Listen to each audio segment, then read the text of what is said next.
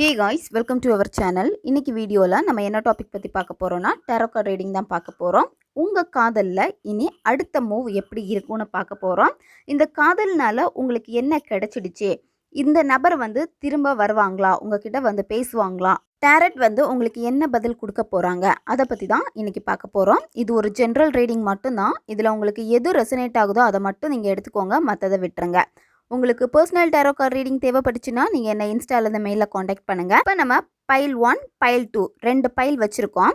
இதில் எந்த file number உங்களுக்கு ரொம்ப அட்ராக்ஷனாக இருக்கோ அந்த பைல் நீங்கள் சூஸ் பண்ணிக்கோங்க. உங்களால் சூஸ் பண்ண முடியல அப்படின்னா கண்களை மூடிட்டு மெடிடேஷன் பண்ணிவிட்டு அதுக்கப்புறமா உங்கள் மனசு எந்த பைல் சூஸ் பண்ண சொல்லுதோ அந்த பைல் நீங்கள் சூஸ் பண்ணிக்கோங்க. இப்போ பைல் நம்பர் 1 சூஸ் பண்ணவங்களுடைய ரீடிங்கில் நம்ம போகலாம்.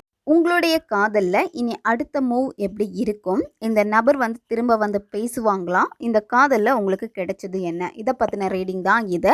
உங்களுடைய பர்சன் அடுத்த உங்கள் லைஃப்பில் மூவ் பண்ணுறதை பற்றி ரொம்ப யோசிக்கிறாங்க. இந்த லைஃப் நமக்கு வேணுமா, இந்த காதலை நம்ம எடுத்துகிட்டு போகலாமா வேணாமா, அந்த மாதிரி ரொம்ப யோசிக்கக்கூடிய ஒரு பர்சனாக இருக்காங்க.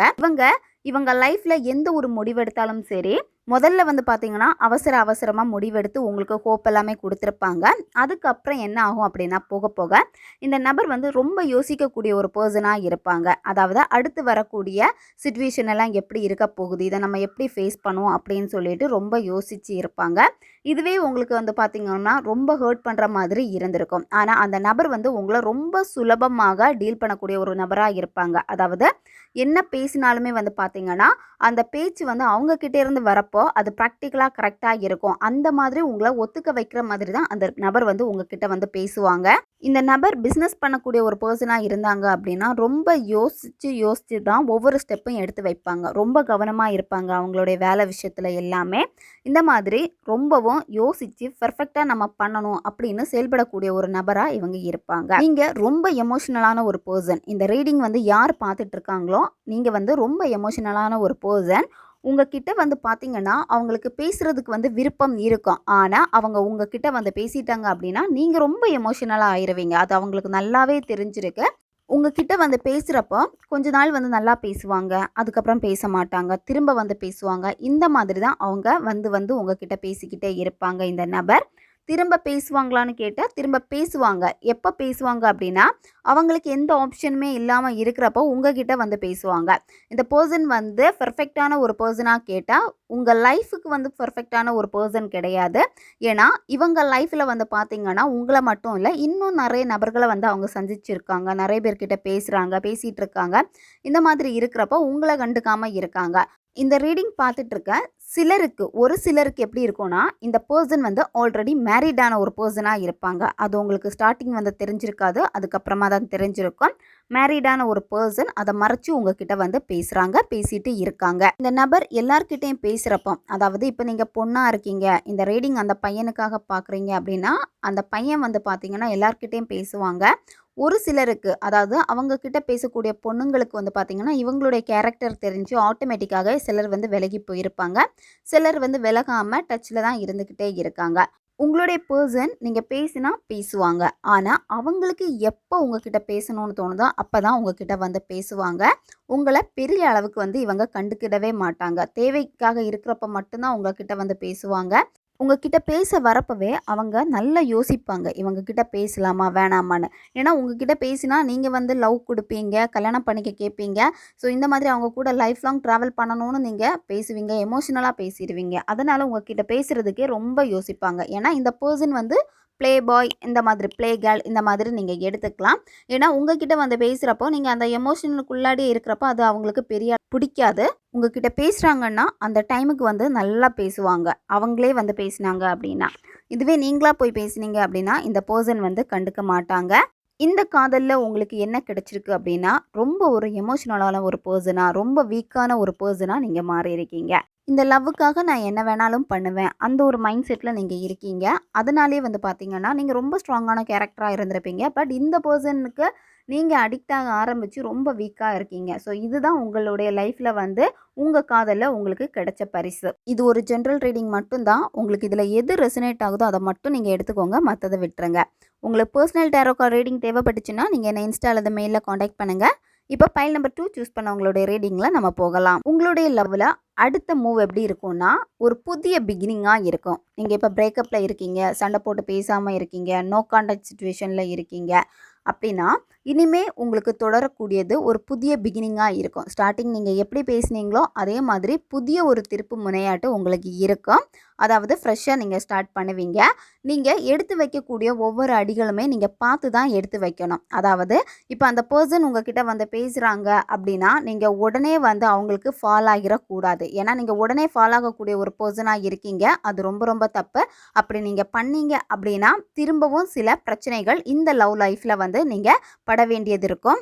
ஆல்ரெடி இந்த ரிலேஷன்ஷிப்பை தக்க வச்சுக்கிறதுக்காக நீங்கள் நிறைய எஃபோர்ட் போட்டிருப்பீங்க, நிறைய கஷ்டங்கள் எல்லாமே அனுபவிச்சிருப்பீங்க. புதிய ஒரு திருப்பு முனையாக புதிய பிகினிங்காக வரப்போ நீங்கள் உங்கள் லவ்வில் பண்ண அதே தப்பை திரும்ப திரும்ப பண்ணக்கூடாது. ஏன்னா திரும்ப திரும்ப நீங்கள் தப்பு பண்ணுவீங்க, தப்பு பண்ணுற மாதிரி இருக்குது. ஏன்னா உங்களை அறியாமலேயே அந்த பர்சனுக்காக வந்து நீங்கள் ஏதாவது பண்ண போய் அது தப்பாக ஆகும். இந்த மாதிரி தான் உங்கள் லவ் லைஃப்பில் அடிக்கடி நடந்துக்கிட்டே இருக்குது. திரும்பவும் அதே மிஸ்டேக் வந்து நீங்கள் பண்ணாதீங்க. அந்த பர்சன் எப்படி மூவ் பண்ணுறாங்களோ அதுக்கேற்ற மாதிரி நீங்கள் மூவ் பண்ணி கொண்டு போனீங்க அப்படின்னா ரொம்ப நல்லா போகும். இல்லை அந்த பர்சன் மேலே திரும்பவும் நான் ஃபால் ஆவேன், திரும்பவும் அடிக்ட் ஆவேன், லவ் டார்ச்சர் பண்ணுவேன் அப்படின்னு நீங்கள் ஏதாச்சும் பண்ணீங்க அப்படின்னா அந்த நபர் வந்து திரும்பவும் கட் பண்ணிட்டு போயிடுவாங்க. இந்த காதலில் உங்களுக்கு என்ன கிடைச்சிருக்கு அப்படின்னா இந்த பர்சன் கிட்ட இருந்து நிறைய சப்போர்ட் உங்களுக்கு கிடைச்சிருக்கு. நீங்கள் எப்போல்லாம் கொஞ்சம் டவுன் ஆகுறீங்களோ அது உங்களுடைய ஃபினான்ஷியல் விஷயமா இருக்கலாம், இல்லை பர்சனல் இஷ்யூவாக இருக்கலாம். ஸோ இந்த மாதிரி உங்களுடைய மனம் தளரும் போதெல்லாமே அந்த பர்சன் வந்து நல்ல ஒரு சப்போர்ட்டாக மோட்டிவேட் பண்ணக்கூடிய ஒரு பர்சனாக, நல்ல தோள் கொடுத்த ஒரு பர்சனாக அவங்க வந்து இருந்திருக்காங்க.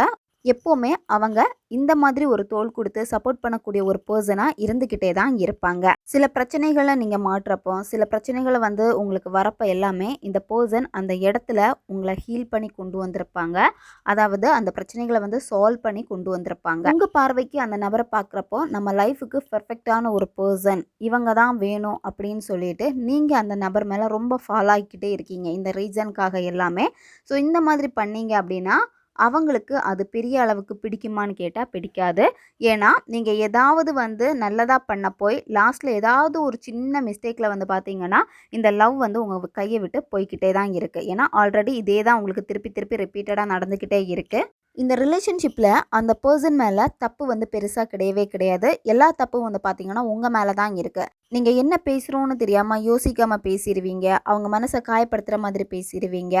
உங்களுக்கு என்ன தோணுதோ, அதாவது அந்த நபர் மேலே நீங்கள் ரொம்ப ஃபாலோ ஆகிட்டீங்க, அதனால் நீங்கள் பேசக்கூடிய விஷயங்கள் எதுவுமே வந்து பார்த்திங்கன்னா உங்களுக்கு மனதளவில் வராது. அது ஒரு கோபமாக இருக்கும், இல்லை அழுகையினால் வெளிப்பட்டு இருக்கும். இது எல்லாமே வந்து பார்த்திங்கன்னா அந்த பர்சனுக்கு பிடிக்காது. நீங்கள் இந்த மாதிரி எமோஷ்னலாகவோ இல்லை ரொம்ப டவுனாகவோ இல்லை வேறு மாதிரி ஏதாவது அவங்கள பிளாக்மெயில் பண்ணுற மாதிரி பேசுகிறது, இது எல்லாமே வந்து பார்த்திங்கன்னா அவங்களுக்கு ஒரு நெகட்டிவாக இருந்திருக்கு. அதனால தான் அந்த பர்சன் வந்து பார்த்திங்கன்னா உங்ககிட்ட இருந்து பேசுகிறது எல்லாமே வந்து கம்மி பண்ணியிருக்காங்க. திரும்ப வந்து பேசுவாங்க, ஆனால் திரும்ப நீங்கள் வந்து இதே மிஸ்டேக்ஸ் பண்ணிக்கிட்டே இருந்தீங்க அப்படின்னா திரும்பவும் அவங்க போவாங்க.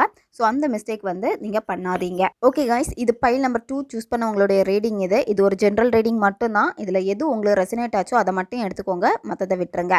இந்த ரீடிங் வந்து பார்த்தீங்கன்னா ஒரு டைம்லெஸ் ரீடிங். எப்போ இந்த வீடியோ உங்கள் கண்ணில் படுதோ அப்போ நீங்கள் இந்த ரீடிங் வந்து எடுத்துக்கலாம். உங்கள் கண்ணில் படுறப்போ இந்த பிரபஞ்சம் உங்கள் கண்ணில் வந்து இந்த வீடியோவை காமிச்சிருப்பாங்க, உங்களுக்கு உணர்த்துகிற ஒரு வீடியோ இது. உங்களுக்கு பர்சனல் டேரோ கார்டு ரீடிங் தேவைப்பட்டுச்சுன்னா நீங்கள் என்ன இன்ஸ்டாவில் மேலே காண்டாக்ட் பண்ணுங்கள். ஓகே காய்ஸ், இதே மாதிரி உங்களுக்கு டேரோ கார்டு ரீடிங் வேணும் அப்படின்னா மறக்காமல் கமெண்ட் பண்ணுங்கள். நீங்கள் இதில் எந்த பைல் சூஸ் பண்ணீங்க, உங்களுக்கு எவ்வளோ ரெசனேட் ஆச்சு அப்படின்னு சொல்லிட்டு மறக்காமல் கமெண்ட் பண்ணுங்கள்.